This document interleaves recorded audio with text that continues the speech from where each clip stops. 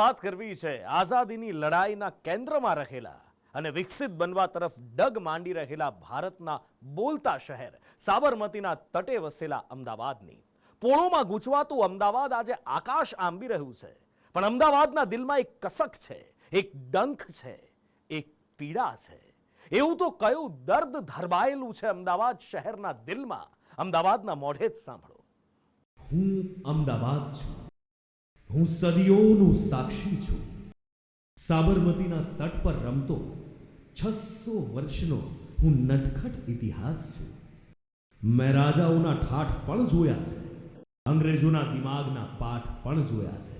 હું બોલતી દિવાલોનું શહેર છું, નગરોમાં હું મહાનગર છું. હું અમદાવાદ છું. આજે મારી ઉંમર 600 વર્ષ આસપાસ છે.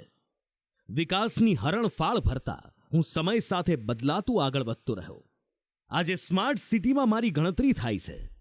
થોડા જ દિવસો પહેલા હું 48 ડિગ્રીમાં શેકાયો છું.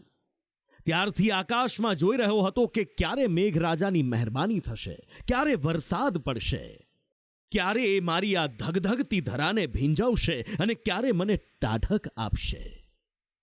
પણ એક રાતના નજીવા વરસાદે મારી હાલત બગાડી નાખી. હાલત બગડવાનું કારણ છે મહાનગરપાલિકાની બેદરકારી, અધિકારીઓનો ભ્રષ્ટાચાર અને અણઘડ વહીવટ. મને ખુદ આજે મારી જાત પર દયા આવી રહી છે. મોડી રાત્રે ખાબકેલા નજીવા વરસાદના પાણી કલાકો બાદ પણ નથી ઓસર્યા. જગ્યા જગ્યા પર વરસાદી પાણીનો ભરાવો દેખાઈ રહ્યો છે. પહેલા જ વરસાદમાં શહેર કોટડા પાણી થઈ ગયું. ઘૂંટણ સમા પાણી ભરાયા અને રસ્તા પર જાણે નદીઓ વહેતી હોય એવા દ્રશ્યો ખડા થઈ ગયા. સરસપુરમાં અનુપમ સ્કૂલ પાસે ઘૂંટણ સમા પાણી ભરાયા અને સ્થાનિકોની મુશ્કેલીઓનો કોઈ પાર ન રહ્યો. 10 વર્ષથી આની આ પરિસ્થિતિ છે. ઋષિનગર સોસાયટીમાં રહું છું. આવતા બાઇક બંધ, એક્ટિવા બંધ થઈ જાય છે.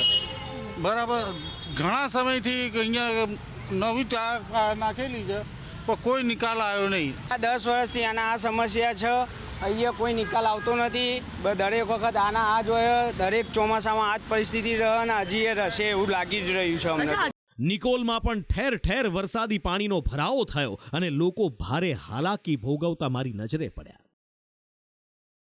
10 વર્ષથી આ પ્રોબ્લેમ થાય જ છે. પાણી બી આપણે અહીંયા કમર સુધી એટલે બધા બાળકો બધા સ્કૂલે જવાવાળા બધા પ્રોબ્લેમમાં મૂકે છે. સવારમાં ઘરોમાં પાણી ઘૂસી જાય છે, લીપમાં અંદર બધે ટોટલી પાણી થઈ જાય. અસારવા રેલવે સ્ટેશનમાં તો ચારે કોર પાણીનું સામ્રાજ્ય સ્થપાઈ ગયું. કોર્પોરેશનની અંદર દર વર્ષે રજૂઆતો કરીને અમે થાકી ગયા છીએ, પણ અહીંયા દલિત સમાજના વસ્તી છે, બરાબર, એટલે કોઈ ધ્યાન દોરતા નથી. દર ચોમાસાની અંદર અમે અરજીઓ કરીને થાકી જઈએ છીએ. હા, વોટ લેવા આવે છે બધા, પણ કોઈ અમારી તકલીફને ધ્યાન દોરતા નથી. કોર્પોરેશનના સાહેબો, પછી આ અરવિંદ મિલ સામે છે ને એ, અને આ બધાની મિલીભગત છે. નરોડા પાટિયા વિસ્તારમાં પણ ઘૂંટણ સમા પાણી ભરાયા અને વાહન ચાલકો અટવાઈ પડ્યા. કોર્પોરેશન તરફથી કોઈ કામગીરી નથી કરવામાં આવતી? ના, દર વર્ષે આવું થાય છે. દર વર્ષે આવું થાય છે. આપના ઘરોમાં અને દુકાનોમાં કેવી પરિસ્થિતિ? દુકાનો તો ખોલી જ નથી શકતા. અહીંયા પાણી આટલું ભરાઈ જાય છે એટલે દુકાન આવવા જવાનું, રિક્ષા વાહનોમાં બહુ તકલીફ પડે છે. ઘરોમાં ઘર સુધી પહોંચી જાય છે પાણી. પણ મુશ્કેલી અહીંયા માત્ર પાણી ભરાવાની નથી. સોમવારે રાત્રે પડેલા વરસાદમાં 14 થી વધારે વૃક્ષો પણ ધરાશાયી થયા. પાલિકા દ્વારા વૃક્ષોનું ટ્રીમિંગ કરવામાં આવ્યું નહીં અને દરિયાપુર ઈદગાને જોડતા રોડ પર એક વૃક્ષ ધરાશાયી થઈ ગયું. સરસપુરની એક ચાલીમાં તો વૃક્ષ ધરાશાયી થતા મકાનની દિવાલ તૂટી ગઈ. પરિવારના 2 સભ્યો ઈજાગ્રસ્ત થયા. ગાંધી ભવનની અંદર અરજી આપી હતી 10 દિવસ પહેલાં કે કાપવા માટે, તો એ લોકો અત્યારે કહે છે કે 10 દિવસ લાગશે. ને કાલે પણ અમે લોકો જઈને આવ્યા તો પણ કહે છે કે 10-15 દિવસ હજી લાગશે. અત્યાર સુધી કોઈ આવ્યો નહીં. ને કાલે રાત્રે તોફાન આવ્યું, વરસાદ થઈ અને રાત્રે 2 વાગે બધા લોકો ઊંઘતા હતા. મારા ભાઈ ને ભાભી અને ભત્રીજો બધા લોકો ઊંઘતા હતા, તો એના ઉપર ઝાડ પડી ગયું છે. અચ્છા, આપને પણ ઈજા થઈ છે? કઈ? આ પહેલા વરસાદે મારા હૃદયમાં કાણા પાડી દીધા હોય એમ જગ્યાએ ભૂવા પડ્યા છે. ખોખરા અનુપમ સર્કલ પાસે એક મોટો કૂવા જેવો ભૂવો પડ્યો, જેના કારણે રોડની એક સાઈડ બંધ કરવાની ફરજ પડી. મુખ્ય રોડ પર જ ભૂવો પડતા વાહન ચાલકો હેરાન પરેશાન થઈ ગયા, કારણ કે ટ્રાફિક જામનો કોઈ પાર ન રહ્યો. કેમેરામાં કેદ થયેલા આ દ્રશ્યો સાબિતી આપે છે કે મારી હાલત બદથી બદતર બનાવી નાખી છે.